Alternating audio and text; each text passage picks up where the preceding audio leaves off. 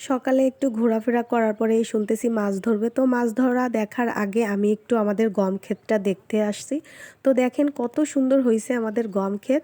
আর এখানে সরষে লাগাই নাই, তাও অনেক সরষে গাছ হয়েছে। হ্যালো এভরিওয়ান, আসসালামু আলাইকুম। এই যে পুকুর পাড়ে চলে আসলাম আর এখন পুকুরে জাল ফেলে মাছ ধরবে। তো দেখি কি কি মাছ ধরা পড়ে জালে। তো এই যে জাল পুকুরে ফেলছে। আমরা এভাবে জাল ফেলে মাছ ধরি যখন দেখা যাচ্ছে অল্প মাছ পুকুর থেকে উঠাইয়ে খাই, তখন এরকম জাল দিয়ে মাছ ধরি।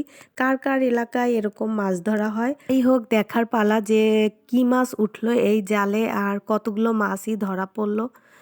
তো এই যে জাল উপরে উঠানো হয়ে গেছে, মাশাল্লাহ অনেক মাছ উঠেছে জালে। তো দেখেন এখানে হচ্ছে রুই মাছ, তারপরে এই যে ছোট যে মাছগুলো দেখা যাচ্ছে এগুলো হচ্ছে পাঙ্গাস মাছ। আমরা নিজেরাই পুকুরে ছেড়ে তারপরে খাবো। কি পাঙ্গাস মাছ বাজার থেকে কিনে খাওয়াটা আমাদের পরিবার কেউ পছন্দ করে না। আর এই যে এই মাছগুলো ধরতেছে আর আমার ছেলে কি বলে শুনুন।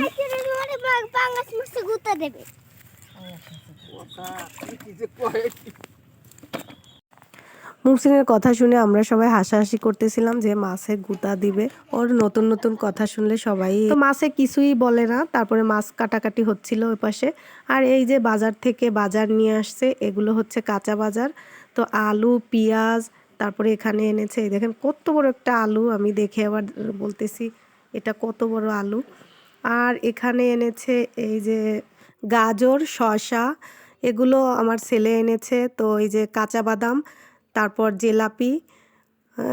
একবারে দেখেন পোড়া পোড়া যে জিলাপিটা, ওই জিলাপিটা আমরা সবাই এটা পছন্দ করি। আর আমার ছেলে জানে যে আমরা এটা পছন্দ করি, ও আর বাবার সাথে গিয়ে মনে করাই দেয় যেটা যেটা লাগবে, মনে থাকে না। তো এই যে গাজর, শসা, জিলাপি, বাদাম এগুলো কিন্তু আমার ছেলেই মনে করিয়ে এনেছে।